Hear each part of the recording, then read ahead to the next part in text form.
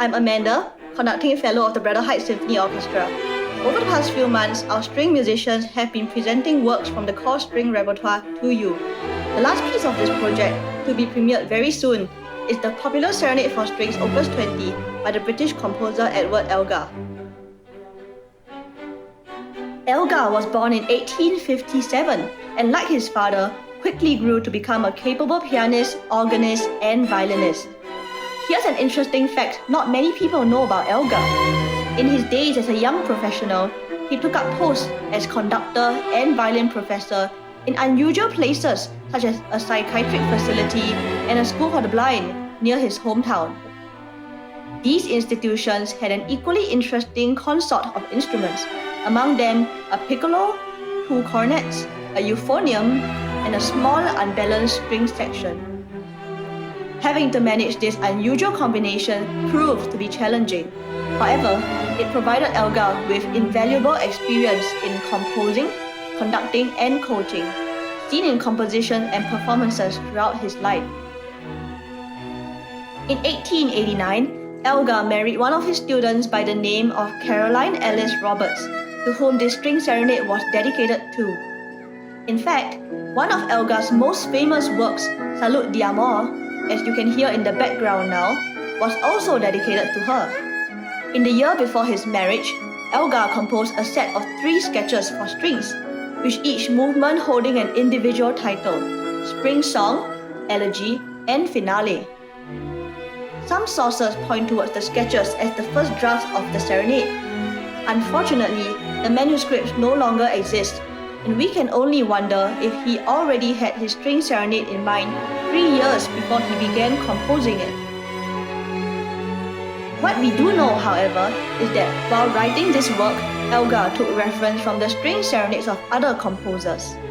In the final movement, he quotes music from the first movement and uses it to conclude the entire piece, just like in the string serenades of Tchaikovsky and Dvorak, which both premiered several years before.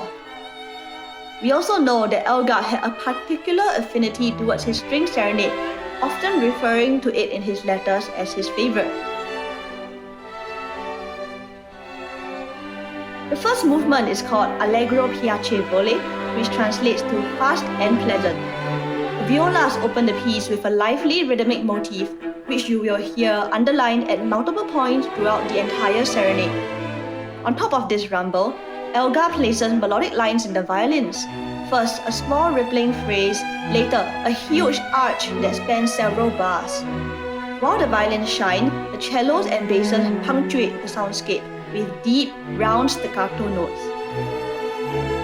We also get to hear a brief violin solo in the middle of the first movement, played by our concert mistress, Miss Lim Susan.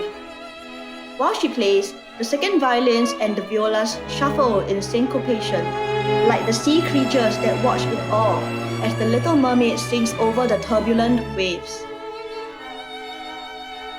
The turmoil comes to a loud fortissimo climax before ebbing away with echoes of the melody we heard at the beginning. We then progress to the second movement, which is a sprawling 6 minutes long, but contains some of the most beautiful string writing of the early 20th century.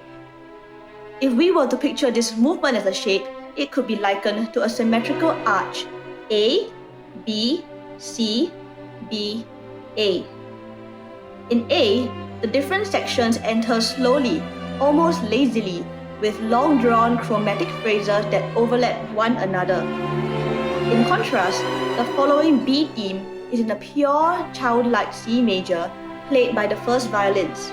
Some might even say it sounds similar to another famous English gentleman's theme song. The C section dips us into a melancholic atmosphere. The second violins play in yearning response to the first, with occasional sighs from the lower strings.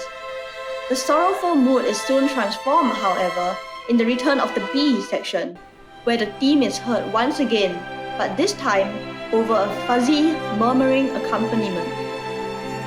The music reaches a high, swelling with emotion before receding back to our familiar A section, but not before a little smattering of light staccato, almost like the drizzle of rain in spring. The The movement concludes with a hushed, docile reinstatement of A, with most of the ensemble on mutes.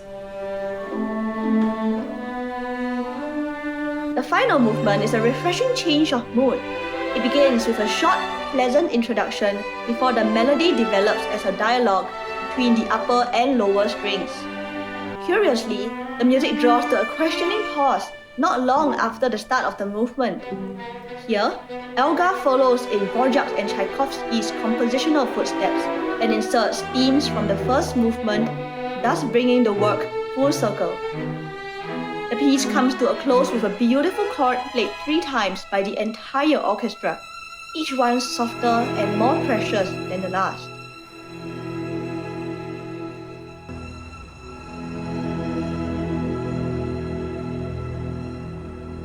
I hope this video brings your enjoyment of our performance of the String Serenade to a higher level.